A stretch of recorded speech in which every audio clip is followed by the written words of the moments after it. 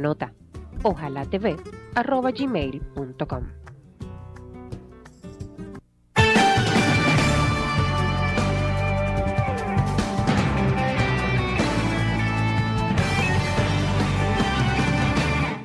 Seguimos conversando con Ramón Tejado Holguín, aquí en Ojalá. Te quedaste hablando del PRD.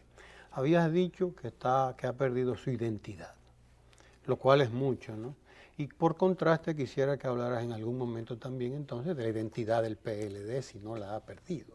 Pero planteas aquí algo sobre el PRD, ¿no? Dice que se enfrasca en una competencia por la nominación presidencial sin responder las preguntas pertinentes, y aquí están las preguntas, ¿no?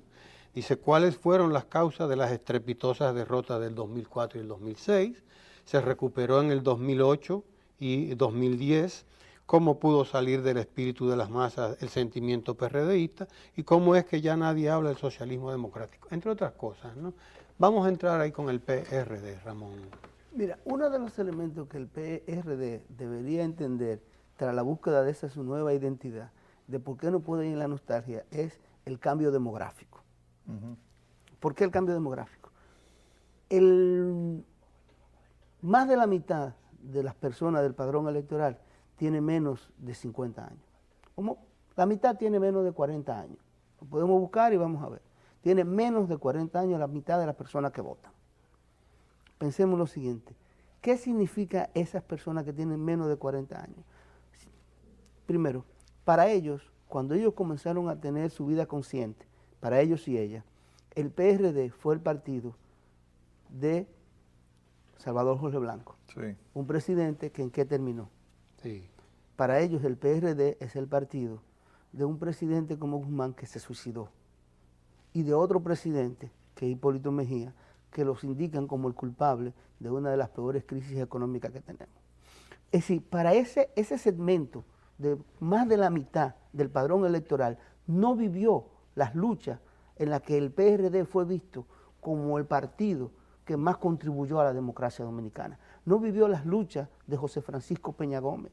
Al contrario, vivió el pleito de José Francisco Peña Gómez frente al propio PRD. José Francisco Peña Gómez diciendo, solo el PRD le gana al PRD. La rencilla con Jacobo Macluta, la rencilla Guzmán. Es decir, lo que vivió ese Jorge Blanco preso. Jorge Blanco preso, o un presidente que se suicida y otro presidente que termina entregando el país a otro partido que había sacado 23% en las elecciones anteriores. 4 años anteriores. Entonces, imaginémonos, veamos el cambio demográfico, veamos ese elemento. Solamente desde ese punto de vista, el PRD no puede entonces reivindicar frente a ese colectivo de personas, que significa más de la mitad de los que votan, que es el partido de la democracia, porque no se lo van a creer, porque han visto otra cosa. Sí.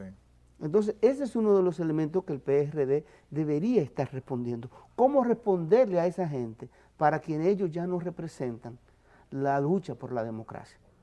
¿Cómo responderle a ellos? ¿De qué manera decirle la política es confianza? ¿De qué manera brindarle confianza a la gente? Eso no quiere decir que la política sea buena, pero cuando usted vota, ya sea porque usted está confiando en que van a hacer clientelismo y le van a dar algo, o está confiando en que van a hacer un buen gobierno, pero en la política siempre hay algo de confianza involucrado, no necesariamente en los programas. Tú agregas de que en el PRD ha carecido de una capacidad de evaluación, de autoevaluación. Claro, frente a ese cambio demográfico, frente a los cambios que se han sucedido en la sociedad dominicana, el PRD debería decir, espérate un momento, yo dentro de este contexto no puedo seguir reclamando ni que soy la República Dominicana, como lo pudo haber hecho hasta el año 2000. Hasta el año 2000 pudo haber dicho, PRD y República Dominicana se parecen, pero ya no. Luego de la muerte de José Francisco Peña Gómez, no sé, en realidad quien se parecía a la República Dominicana era José Francisco Peña Gómez y su estilo de dirección dentro de ese partido, no el partido.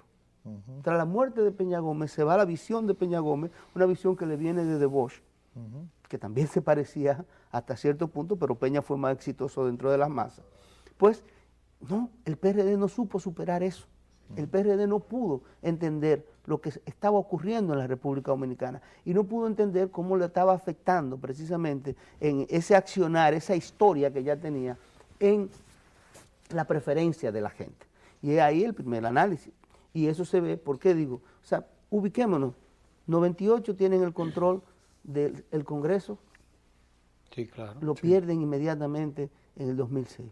En el 2000 ganan por primera vez después de todo el desastre y lo pierden inmediatamente en el 2004. O sea, ahí se necesitaba una reflexión profunda que no se tuvo. Pero Miguel Vargas ha querido plantear, renovar, presentar un estilo de gestión moderna, bueno, y le ha llamado a su sector nuevo PRD, pero es quien ha cosechado entonces ahora la derrota.